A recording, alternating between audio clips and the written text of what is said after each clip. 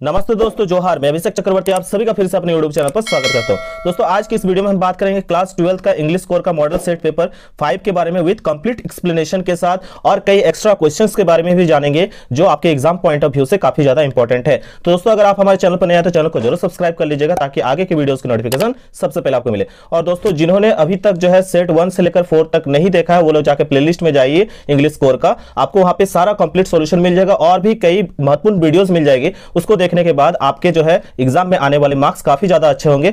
और मेरा जो है तबीयत थोड़ा ठीक नहीं है तो वॉइस में कुछ प्रॉब्लम हो तो उसके लिए सॉरी, ठीक है। लेकिन हम लोग जो है वीडियो को शुरू से लेकर अंत तक जो है कंप्लीट एक्सप्लेनेशन के साथ समझेंगे।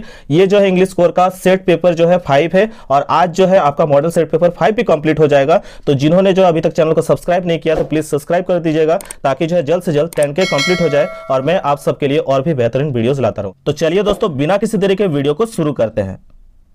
तो दोस्तों, यहाँ पे देख सकते हैं, सबसे पहले आप सभी को मालूम होगा कि आप सभी के लिए एक पैसेज दिया जाता है जिसको पढ़ के आपको क्वेश्चंस को फाइंड आउट करना रहता है, क्वेश्चन नंबर 1 से लेकर 7 तक, ठीक है। तो दोस्तों, इसके बारे में जो है हम लोग कंप्लीट जो है पैसेज को एक्सप्लेन करके समझेंगे क्योंकि काफी ज्यादा बच्चों का जो है डिमांड है कि मैं पैसेज को एक्सप्लेन करके बताऊं कि उन्हें अच्छे से समझ में आ जाए कि इस पैसेज में क्या दिया गया और ये पैसेज अगर बाय द वे एग्जाम में आ जाता है तो क्वेश्चन ना छूटे। तो बिल्कुल दोस्तों, इसे कंप्लीट एक्सप्लेनेशन के साथ हम समझेंगे ताकि आपके आने वाले एग्जाम्स में आपको कोई भी दिक्कत ना हो। तो दोस्तों, इस पैसेज में क्या कहा गया देख सकते हैं। A poor farmer lived with his wife and son in a small village. One day, exhausted by the heat, he lay down under the shadow of a tree to take nap. ठीक है, तो nap का मतलब होता है झपकी लेना। तो दोस्तों, इसमें इस लाइन में क्या कहा गया है, एक छोटे से गांव में एक गरीब किसान अपनी पत्नी और बेटे के साथ रहता था। ठीक है, एक दिन गर्मी से तंग आकर वह पेड़ की छाया में झपकी लेने के लिए लेट गया। ठीक है, उसके बाद दोस्तों क्या कहा गया, all of a sudden he saw a giant cobra crawling out of an ant hill। ठीक है दोस्तों, यहाँ क्या कहा गया है, अचानक से उसे एक विशाल कोबरा को चींटी की पहाड़ी से रेंगते हुए देखा।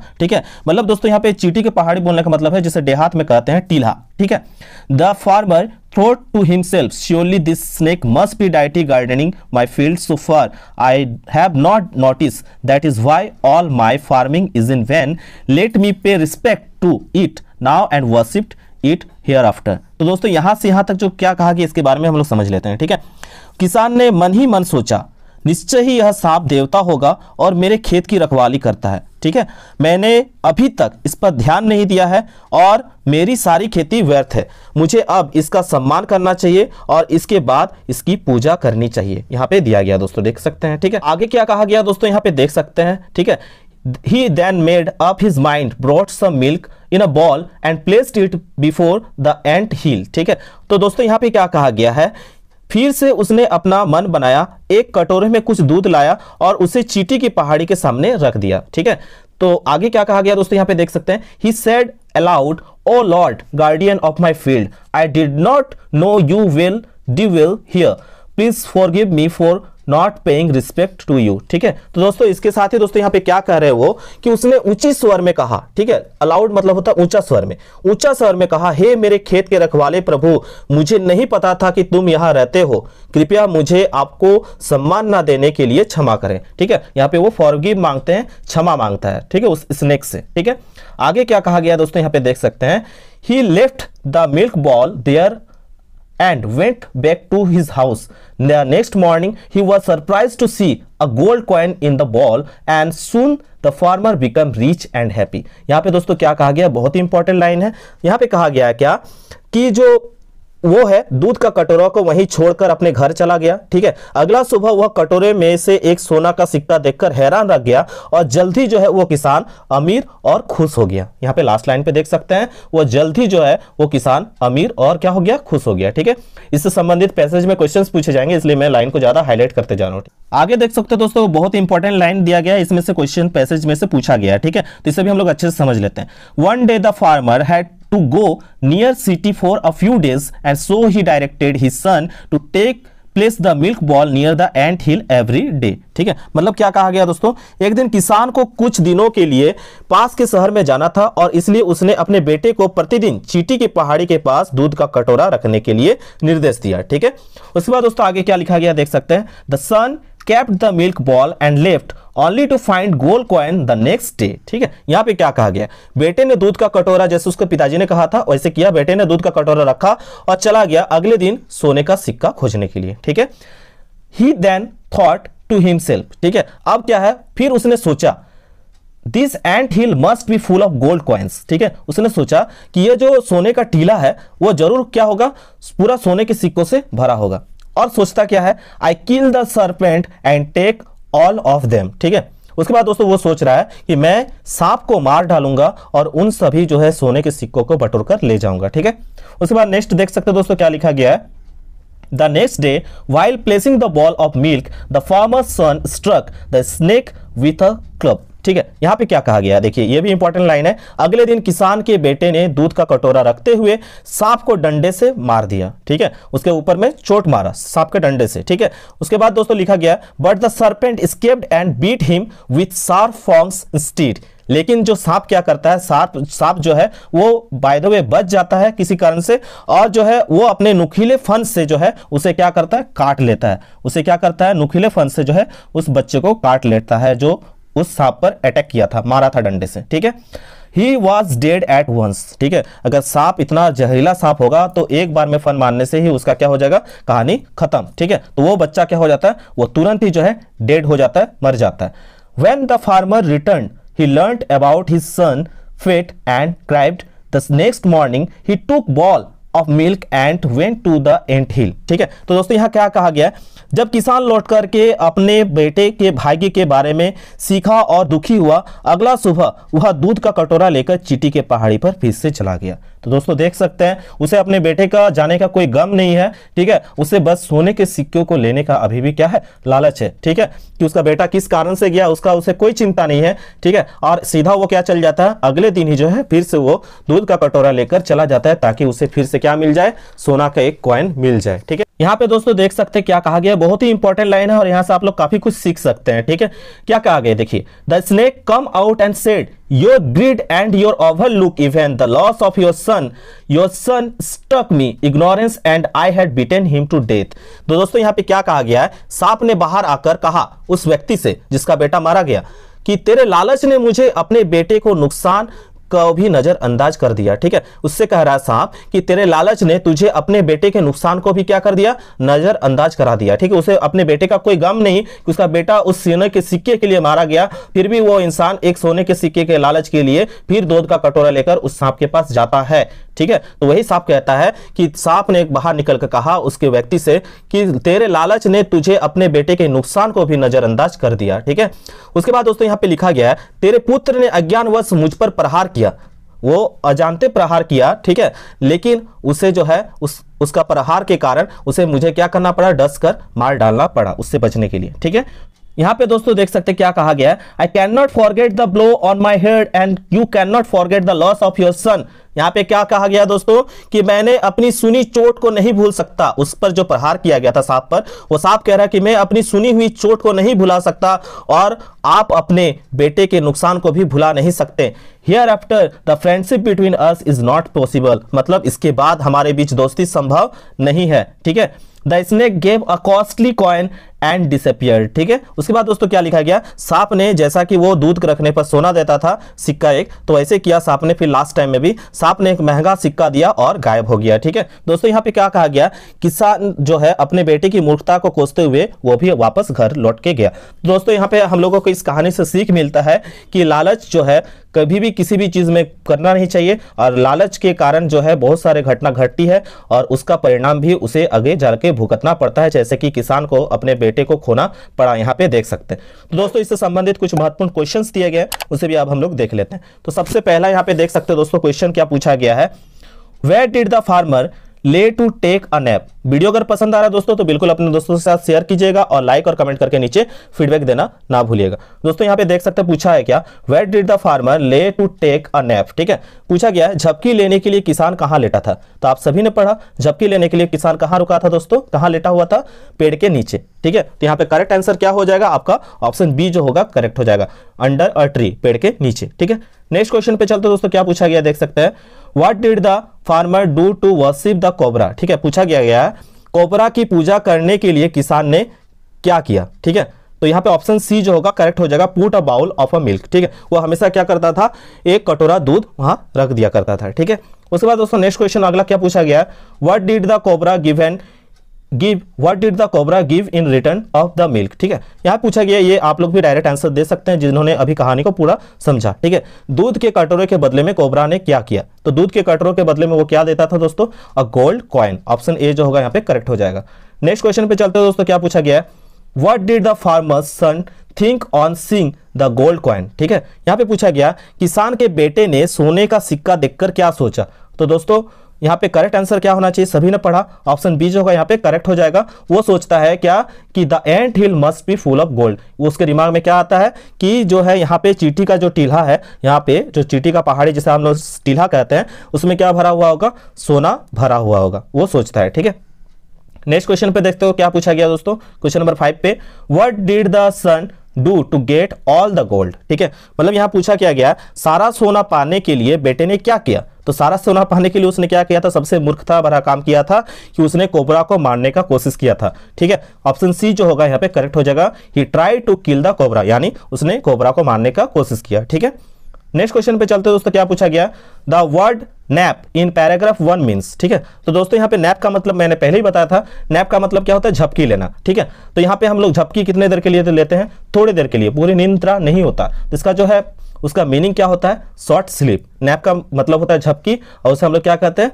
Short sleep. ठीक है, अगले क्वेश्चन पे चलते हैं दोस्तों, क्या पूछा गया, what the word existed in the paragraph is an antonym of. ठीक है, तो एंटोनम का मतलब होता है आपका विपरीतार्थक यानी विलोम शब्द पूछा गया है। ठीक है, तो यहाँ पे दोस्तों जो पूछा गया पैराग्राफ में, इसका मतलब होता है थका हुआ। ठीक है, थका हुआ का उल्टा क्या होता है, एनर्जेटिक होता है। थकना का उल्टा क्या होता है, जो एनर्जी से भरा हुआ रहे। ठीक है, तो यहाँ पे विलोम पूछा गया, तो ऑप्शन सी जो होगा करेक्ट हो जाएगा, एनर्जेटिक यहाँ पे करेक्ट होगा। ठीक है, चलिए अगले पैसेज पे चलते हैं दोस्तों, क्या दिया गया आपका, क्वेश्चन नंबर 8 से 12 तक जो है और पैसेज दिया गया है, और ये शॉर्ट टाइप पैसेज होता है, इसे भी हम लोग समझ लेते हैं। अगर एग्जाम में आ जाए तो आप लोग से ये क्वेश्चंस छूटना नहीं चाहिए। मैं बार बार कहता हूं कि बाय द वे अगर कभी आप लोग का लक अच्छा रहे तो अगर पैसेज अगर आ जाए 5 सेट में से, तो आप लोग का एक भी क्वेश्चन छूटना नहीं चाहिए, जो भी मेरे वीडियोस को शुरू से लेकर अंत तक देख रहे हैं। ठीक है, चलिए हम लोग इसे भी समझ लेते हैं, क्या कहा गया, बहुत ही अच्छा ये भी पैसेज दिया गया। लास्ट का जो आपका मॉडल सेट में जो पैसेज दिया गया, काफी बेहतरीन जो है, नॉलेजेबल जो है पैसेज दिया गया, और भी कई सेट में हम लोग को देखने को मिला, और इस सेट में भी काफी बेहतरीन जो है पैसेज देखने को मिल रहा है। तो इसके बारे में हम लोग नॉलेज बेसिस के लिए भी जानना जरूरी है। ठीक है, तो दिया गया यहाँ पे, life on our planet the earth began with the sea, it is the birth place of life on the earth. ठीक है, यहाँ क्या कहा गया है, हमारी ग्रह पृथ्वी पर जीवन की शुरुआत समुद्र से हुई। यह पृथ्वी जीवन का जन्म स्थान है। यह पृथ्वी क्या है, जीवन का जो है जन्म स्थान है। ठीक है, उसके बाद दोस्तों क्या कहा गया है, earth is the only planet of our solar system so far known which contains penalty of water which has made our earth colourful pulsating with life of vast variety. ठीक है, तो दोस्तों यहां पे क्या कहा गया, पृथ्वी हमारे सौर मंडल का एकमात्र ऐसा ग्रह है जिसे अब तक जाना जाता है, जिसमें बहुत सारा पानी है, जिसने हमारी पृथ्वी को रंगीन बना दिया, एक विशाल विविधता के जीवन के साथ संपादित हो गया है। ठीक है, बहुत बड़ा इसमें विविधता के साथ जो हम लोग का जीवन क्या किया, संपादित हुआ। दोस्तों आगे क्या कहा गया देख सकते हैं, at present sea occupies about 70% of the earth surface. दोस्तों यहां पे क्या कहा गया है, वर्तमान में समुद्र पृथ्वी की सतह का लगभग 70% भाग घेरता है। ठीक है, in the southern hemisphere it occupies more area than that in the northern. ठीक है, about 97% of the total water on the surface of the earth is found in the seas and remaining 3% which generally fresh in lake, river, ponds etcetera. तो दोस्तों यहाँ पे क्या कहा गया, दक्षिणी गोलार्ध में जो है यह उत्तर की तुलना में, ठीक है, दक्षिणी गोलार्ध में जो है उत्तर की तुलना में, आप लोग ग्लोब देखे होंगे तो ये यहाँ जहां है, यहाँ पे आपको ज्यादा ब्लू ब्लू ब्लू ब्लू पूरा आपको समुद्र दिखाई मिलता है, नदी का पानी का हिस्सा दिखाई मिलता है। तो यहाँ क्या कहा गया कि दक्षिणी गोलार्ध में जो है यह उत्तर की तुलना में अधिक क्षेत्र पर कब्जा करता है। कौन, पानी का एरिया सबसे ज्यादा है दक्षिणी गोलार्ध में। ठीक है, पृथ्वी की सतह पर कुल जल का जो है 97% भाग जो है समुद्र में, कहां से हमें प्राप्त होता है, 97% वाटर जो है समुद्र से प्राप्त होता है, तथा शेष जो है 3% सामान्यतः झील, नदी और तालाब से जो है हमें मिलता है ताजा पानी। ठीक है, मात्र 3% हमें ताजा पानी कहां से मिलता है, झील, नदी, तालाब आदि से हमें ताजा मिलता है, और बाकी कहां से मिलता है, 97% जो वाटर है आपका समुद्र में है। ठीक है, sea has given food and shelter to countless creatures, it is a potential source of protein. In 1900 the world was only 150 crores, now it is क्या दिया गया, more than 560 crore and it is increasing at very fast rate. ठीक है, तो दोस्तों यहाँ पे क्या कहा गया है, समुद्र ने अनगिनत जीवों को भोजन और आश्रय दिया है, यह प्रोटीन का संभावित स्रोत है। 1900 में दुनिया में जो है केवल 150 करोड़ था। 1900 में जो नंबर था इसका कितना था, 150 करोड़ था, लेकिन यह जो है 500 करोड़ से अधिक हो चुका है अभी, और अभी भी तेजी से क्या हो रहा है दोस्तों, आप सभी को मालूम है अभी भी तेजी से क्या हो रहा है, बढ़ रहा है। ठीक है, as a result there is a tribal hunger in many parts of the world, in Africa, Asia and South America millions of people do not get enough to eat। ठीक है, आगे क्या कहा गया, many die of malnutrition, see if used scientifically and judicially can meet most of our demands। तो दोस्तों यहाँ पे क्या कहा गया इन लाइंस में, दोस्तों यहाँ पे कहा गया है नतीजन दुनिया के कई हिस्सों में जो है आपको क्या देखने को मिलता है, आपको ट्राइबल हंगर यानी भयानक भूखमरी देखने को मिलता है। जैसे कि आप देख सकते हैं अफ्रीका, एशिया और दक्षिण अमेरिका में लाखों लोगों को खाने के लिए जो है पर्याप्त भोजन नहीं मिल पाता है। ठीक है, उसके साथ दोस्तों क्या कहा गया है, अगर समुद्र को अगर हम लोग वैज्ञानिक और न्यायिक रूप से हम लोग इस्तेमाल करें तो हमारी अधिकांश मांग जो है क्या हो सकता है, अधिकांश जो हम लोग का डिमांड है वो पूरा हो सकता है, लेकिन उसके लिए हम लोग को साइंटिफिकली जो है उसका यूज, साइंटिफिकली एंड जुडिशियली जो है उसका यूज करना आना चाहिए। ठीक है, क्वेश्चन नंबर 8 पे क्या पूछा गया दोस्तों, देख सकते हैं, चूज द करेक्ट ऑप्शन। ठीक है, पूछा गया सही विकल्प का आपको चयन करना है। तो जिन्होंने पैसेज को समझ लिया अच्छे से वो डायरेक्ट ही इसका आंसर्स देख के ही बता सकते हैं। सबका नजर जा रहा होगा ऑप्शन सी पे दोस्तों, क्योंकि ये लाइन हमें पैसेज में देखने को मिला।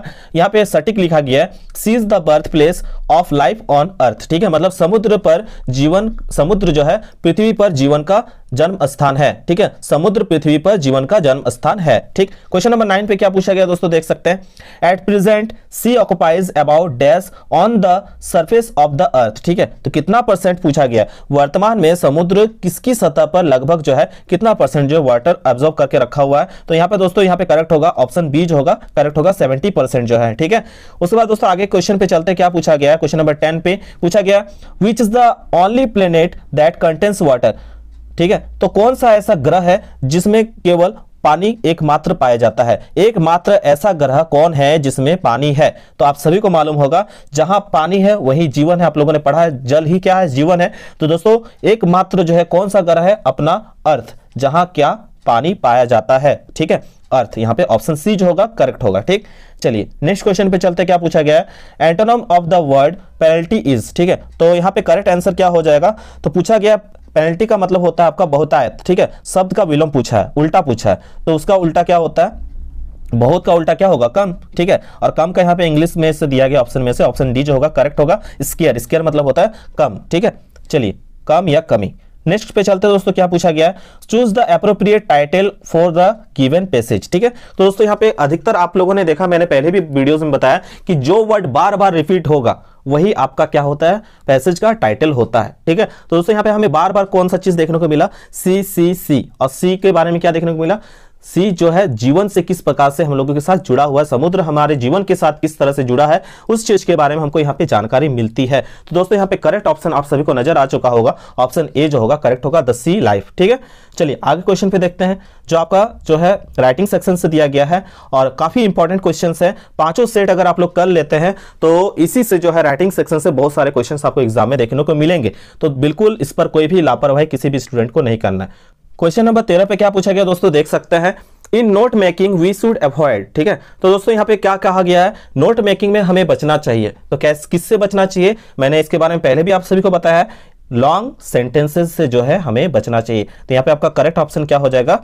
ऑप्शन सी जो होगा यहाँ करेक्ट हो जाएगा। ठीक है, नेक्स्ट क्वेश्चन पे चलते हैं दोस्तों, क्या पूछा गया, अ समरी शुड कंटेन। ठीक है, पूछा गया एक सारांश में शामिल होना चाहिए। ठीक है, क्या शामिल होना चाहिए, रिपीटेड क्वेश्चन है, ऑप्शन बी जो होगा करेक्ट होगा, जिन्होंने पहले वीडियोस देखा है मेरा। ठीक है, जिन्होंने अभी तक देखा नहीं है वो लोग जाके काइंडली पांचों मॉडल सेट का जो है सॉल्यूशन करके उसे खुद प्रैक्टिस कीजिए, उसे सॉल्व कीजिए, और कहीं डाउट लगे तो नीचे कमेंट करके हमें जरूर बताइएगा, और सबसे इंपॉर्टेंट अपना कमेंट करके फीडबैक देना ना भूलिएगा। ठीक है, नेक्स्ट क्वेश्चन पे चलते हैं दोस्तों, क्या दिया गया है, which of the flowing is the most suitable salutation for letters to editors. ठीक है, ये रिपीटेड क्वेश्चन फिर से दिया गया दोस्तों, और ऐसे क्वेश्चंस जो बार बार आपको पैसेज में देखने को मिल रहा है वो क्वेश्चंस ज्यादा चांस बन जाता है, 99% चांस बन जाता है कि आपके एग्जाम में देखने को मिलेगा। तो इस पर जो है बिल्कुल लापरवाही नहीं करना है। ठीक है, यहाँ पे जो दिया गया और पूछा गया, पूछने का तात्पर्य यह है कि लेटर्स टू एडिटर के लिए निम्नलिखित में से कौन सा अभिवादन, ठीक है, सबसे उपयुक्त है। तो जब भी हम लोग एडिटर को लेटर लिखते हैं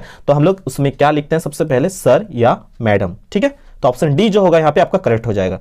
चलिए आगे क्वेश्चन पे देख लेते हैं क्या पूछा गया। क्वेश्चन नंबर 16 पे पूछा गया आपका, letters to editor generally starts with, ठीक है, संपादक को पत्र आमतौर पर शुरू होता है। फिर ये रिपीटेड क्वेश्चन है दोस्तों, तो दोस्तों इसका आप लोग जो वीडियो को देखें वो डायरेक्ट आंसर बता सकते हैं। सेंडर्स एड्रेस जो होगा यहाँ पे करेक्ट हो जाएगा, option B is the correct answer. Question number 17 पे क्या पूछा गया दोस्तों, ये इंपॉर्टेंट क्वेश्चन है। आप लोग इसके बारे में, मैं इसके बारे में कंप्लीट थोड़ा सा आपको जानकारी दे देता हूं ताकि इससे रिलेटेड आपको कोई भी क्वेश्चन घुमा के पूछे तो आपका एग्जाम में ना छूटे। पूछा गया a notice is a formal means of, ठीक है, तो फॉर्मल मींस ऑफ क्या होगा दोस्तों, कम्युनिकेशन। ठीक है, इसके बारे में हम लोग जान लेते हैं। नोटिस जो होता है एक औपचारिक साधन है, किसका लिए, कम्युनिकेशन का। ठीक है दोस्तों, इसके बारे में थोड़ा सा आप लोग शॉर्ट नोट्स जान लीजिएगा और इसे नोट कर लीजिएगा कॉपी में।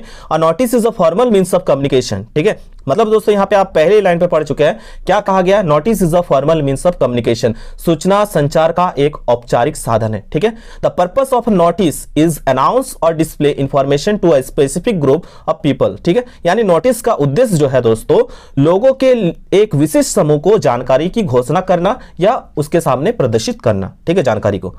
उसके बाद दोस्तों जान लीजिए और भी कई इंपॉर्टेंट चीजें हैं। Notice are generally mean to pinned up on specific display boards whether in a school or public places। ठीक है, और इन पब्लिक प्लेसेस। नोटिस आमतौर पर जो है, आप सभी को मालूम है, नोटिस आमतौर पर स्कूलों या सार्वजनिक स्थानों पर विशिष्ट डिस्प्ले पर पिन किए जाने के लिए होते हैं। और उसके साथ एक इंपॉर्टेंट क्वेश्चन जिसमें बच्चे गलत करते हैं, notice issued by the government, अगर गवर्नमेंट के द्वारा इशूड किया जा रहा है, अपीयर इन द न्यूज़पेपर। इस चीज को नोट कर लीजिएगा क्योंकि ये क्वेश्चन घुमा के पूछा गया था और काफी सारे स्टूडेंट जो है इसको गलत ऑप्शंस को चूज कर रहे थे। तो याद रखिएगा, notice issued by the government appear in the newspaper. ठीक है, अगर नोटिस जो है सरकार द्वारा जो जारी नोटिस होता है वो कहां पे छपता है दोस्तों, याद रखिएगा, अखबारों में छपते हैं। ठीक है, चलिए नेक्स्ट क्वेश्चन पे चलते हैं। क्या पूछा गया, what is necessary for writing a report. ठीक है, यहां पे पूछा गया क्या कि रिपोर्ट के लिए क्या आवश्यक है, रिपोर्ट लिखने के लिए क्या आवश्यक है। तो ये भी क्वेश्चन रिपीटेड है, आप सभी को मालूम होगा, कंक्लूजन रिपोर्ट में होना सबसे मस्ट है। ठीक है, आगे चलते हैं दोस्तों। पूछा क्या गया है, पूछा गया 19 नंबर में, what is written at the beginning of an article. ठीक है, एक आर्टिकल की शुरुआत में क्या लिखा जाता है, तो आप सभी ने जानते हैं इसके बारे में, ये भी रिपीट किया हुआ क्वेश्चन है। तो यहाँ पे ऑप्शन बी जो होगा टाइटल करेक्ट हो जाएगा। ठीक है, तो दोस्तों ग्रामर सेक्शन जो है आप लोग बिल्कुल कर लीजिएगा, पांचों सेट में से क्वेश्चंस पूछे जाने वाले हैं। ठीक है, जैसा कि अभी देखने को मिल रहा, रिपीटेड रिपीटेड एंड रिपीटेड। ठीक है, मॉडल सेट 5 में तो सभी सेट मिला के डाल दिया गया। अब दोस्तों आपके बुक से कुछ क्वेश्चंस दिए गए, वो सब क्वेश्चंस हम लोग देख लेते हैं। What is the seating of last lesson. ठीक है, पूछा गया है द लास्ट लेसन की सीटिंग क्या है, तो यहाँ पे ऑप्शन ए जो होगा आपका करेक्ट हो जाएगा, द फ्रैंको प्रुशियन वॉर। ठीक है, नेक्स्ट क्वेश्चन पे चलते हैं दोस्तों। क्या पूछा गया, इस पर जो है, इस चैप्टर का जो है मैंने सेपरेट वीडियो बना के रखा है, जिनको डाउट है वो जाके प्लेलिस्ट में देख लीजिएगा, काफी इंपॉर्टेंट क्वेश्चंस करा के रखा है।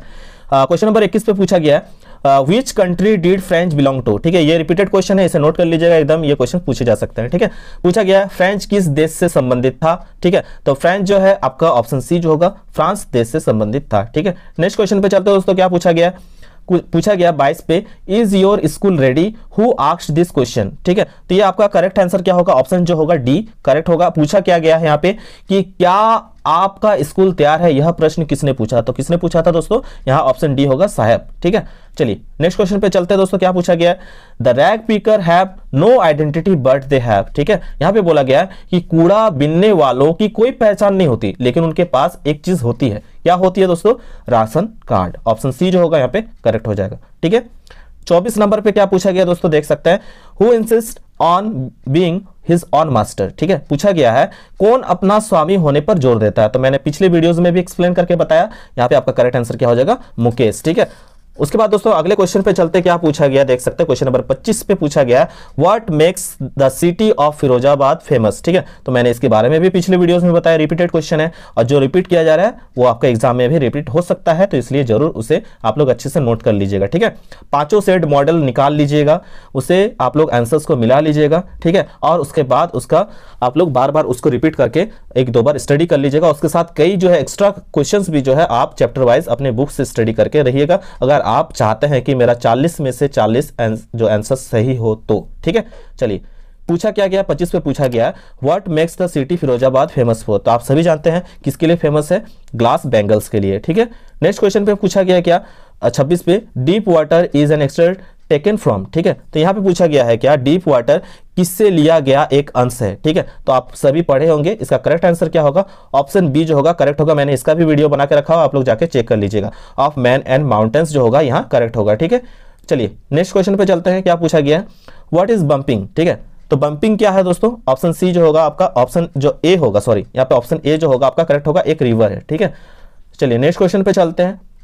यहाँ पे जो आपका दिया गया है, एक आपका दिया गया पोएट्री से एक पैसेज उठा के दिया गया। ठीक है, कुछ अंश उठा के दिया गया आपका जो पोएट्री सेक्शन है उसी में से। ठीक है, तो जो भी बच्चे पोएट्री को अच्छे से पढ़े होंगे वो लाइन देखकर ही समझ सकते हैं कि किस पोएम से जो है आपका ये उठा के दिया गया है। ठीक है, तो ये लाइन जो है आपको किस पोएम से दिया गया आप सभी समझ सकते हैं। तो ये जो लाइंस है आपका माय मदर एट 66 जिन्होंने पढ़ा है वहीं से ये दिया गया है। ठीक है, और उससे रिलेटेड जो है आपका कुछ क्वेश्चंस दिया गया तो उसे भी हम लोग समझ लेते हैं। ठीक है, क्वेश्चन नंबर 28 पे क्या पूछा गया दोस्तों, the given extract is taken from. तो मैंने अभी बता दिया, देख के ही जो बच्चे पढ़े होंगे वो बता सकते हैं कि ये कहां से उठाया गया है। ठीक है, तो ये जो आपका उठाया गया है किस पोएम से उठाया गया है, my mother at 66, option B is the correct answer. ठीक है, चलिए नेक्स्ट क्वेश्चन पे चलते हैं। 29 पे क्या पूछा गया है, where was the poet driving to. ठीक है, पूछा क्या गया है, कवि गाड़ी से कहां जा रहा था। ठीक है, तो कहां जा रहा था, कोचिन एयरपोर्ट। ठीक है, ऑप्शन बी जो होगा करेक्ट हो जाएगा।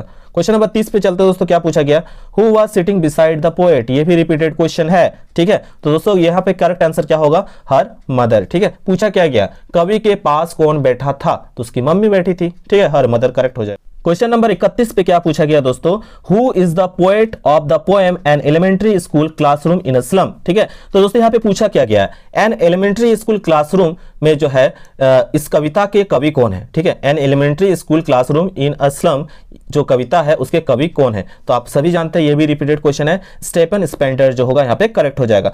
मैंने आप सबको पहले ही बता दिया है कि जितने कवि है लेखक है उसको चैप्टर लिखिए, उसका नाम लिखिए, उसे याद कर लीजिए, क्योंकि वो क्वेश्चंस आपको हर एक मॉडल सेट में पूछे जा रहे हैं, तो इसका जो है आपको जानकारी होना जरूरी है। आप लोग उसे डेली सुबह एक बार करके जरूर देखिएगा, आपका याद हो जाएगा। ठीक है, चलिए नेक्स्ट क्वेश्चन पे चलते, क्या पूछा गया है, where are the children of an elementary school classroom in a slum sitting. ठीक है, तो उससे यहाँ पे पूछा गया झुग्गी बस्ती में प्राथमिक विद्यालय की कक्षा के बच्चे कहाँ बैठे हैं। ठीक है, तो जिन्होंने पढ़ा है उन्हें मालूम होगा, in the classroom of an elementary school, ये करेक्ट हो जाएगा ऑप्शन बी। ठीक है, चलिए नेक्स्ट क्वेश्चन देख लेते हैं, क्या पूछा गया है, the poet Pablo Neruda asks to count to. ठीक है, ये भी रिपीटेड क्वेश्चन है, कवि पब्लो नेरुदा हमें गिनने के लिए कहते हैं कितना, 12, ऑप्शन डी जो होगा यहाँ पे करेक्ट हो जाएगा।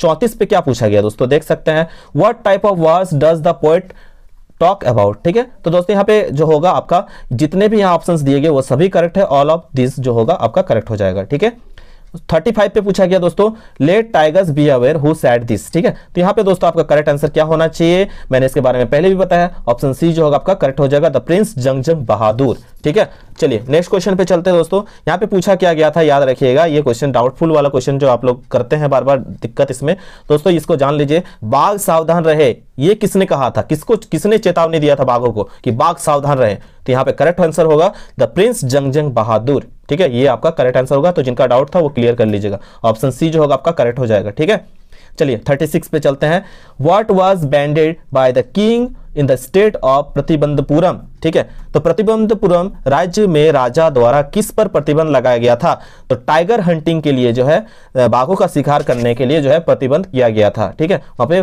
बैन किया गया था। ठीक है, बाघों का जो शिकार करना वहां बैन था। ठीक है, नेक्स्ट क्वेश्चन पे चलते हैं दोस्तों, क्या पूछा गया, 37 पे पूछा क्या गया है, for how many years ago did Gondwana exist. ठीक है, तो ये भी रिपीटेड क्वेश्चन है दोस्तों, इसे स्टार मार्क कर लीजिएगा, ये आपके एग्जाम में पूछा जाएगा शायद। ठीक है, तो दोस्तों यहाँ पे गोंडवाना कितने साल पहले अस्तित्व में था, तो तो यहाँ पे ऑप्शन ए जो होगा आपका करेक्ट हो जाएगा 650 मिलियन ईयर्स। ठीक है, तो दोस्तों ये जो है आपका रिपीटेड क्वेश्चन है, ये पूछे जा सकते हैं, तो जो रिपीट हो रहा है काइंडली आप लोग उसे अच्छे से कीजिए और खास करके मॉडल सेट 5 को तो कर लीजिएगा, क्योंकि पांचों मॉडल सेट मिला के जो है आपको मॉडल सेट 5 में आपका क्वेश्चंस दिया गया है, तो काफी ज्यादा इंपॉर्टेंट मॉडल सेट है ये। ठीक है, तो दोस्तों क्वेश्चन नंबर 38 पे क्या पूछा गया, व्हाट इज द अकादमिक सोकल्स्की। ठीक है, तो यहाँ पे आपका करेक्ट आंसर क्या हो जाएगा, ऑप्शन बी जो होगा करेक्ट हो जाएगा, रशियन रिसर्च वेसल। ठीक है, यानी एक रूसी अनुसंधान पोत। ठीक है, तो अगले क्वेश्चन पे चलते हैं, क्या पूछा गया 39 पे, वेयर वाज डॉक्टर सेडोज हाउस। ठीक है, तो यहाँ पे करेक्ट आंसर जिन्होंने पढ़ा है उन्हें मालूम होगा, क्या हो जाएगा, ऑप्शन ए जो होगा करेक्ट हो जाएगा, ऑन द जापानीज कोस्ट। ठीक है, जापानी तट पर। ठीक है, और क्वेश्चन नंबर 40 आज के और पांचों मॉडल सेट का सबसे लास्ट क्वेश्चन दोस्तों यहाँ पे पूछा जा रहा है आप सभी के लिए, the wounded soldier of the story the enemy belong to. ठीक है, तो इसका करेक्ट आंसर क्या होगा आप लोग नीचे कमेंट करके हमें बताइएगा, और जिन्होंने जो है पूरे मॉडल सेट पेपर को अच्छे से देखा है वो निश्चित मानिए उनका एग्जाम में अच्छा मार्क्स आएगा, बशर्ते आप जो है एक बार चैप्टर्स को जो है खुद से रीड कर लीजिए, ताकि आपका एग्जाम में जो है कोई भी क्वेश्चंस ना छूटे। दोस्तों इस तरह से आज हम लोगों ने इंग्लिश कोर का सेट 5 भी कंप्लीट कर लिया। हालांकि इस तबीयत ठीक नहीं था, फिर भी जो है आप सबके लिए जो है एग्जाम को नजदीक देखते हुए मैंने जो है कुछ कोशिश किया है, कहीं भी कुछ गड़बड़ी या मिस्टेक हुआ तो उसके लिए क्षमा कीजिएगा, और इस तरह से जो आप सभी प्यार और सपोर्ट बना के रखिएगा। किसी भी टॉपिक में कहीं भी किसी भी सब्जेक्ट में किसी भी तरीके का डाउट हो तो नीचे कमेंट करके जरूर बताइएगा, और कमेंट के साथ अपना फीडबैक देना ना भूलिएगा कि आप सभी को जो है पांचों मॉडल सेट का आंसर्स मिलने के बाद आप सभी को कैसा फील हो रहा है, और अगर आप कुछ कमेंट में फीडबैक देते हैं तो मुझे काफी मोटिवेशन मिलता है, तो प्लीज जो है ज्यादा से ज्यादा आप सभी share and like and comment करना ना भूलिएगा। तो दोस्तों आशा करते हैं आज का ये वीडियो आप सभी को पसंद आया, अगर पसंद आया तो बिल्कुल लाइक शेयर एंड कमेंट करके अपना फीडबैक देना ना भूले। तब तक के लिए दोस्तों धन्यवाद, जय हिंद, वंदे मातरम।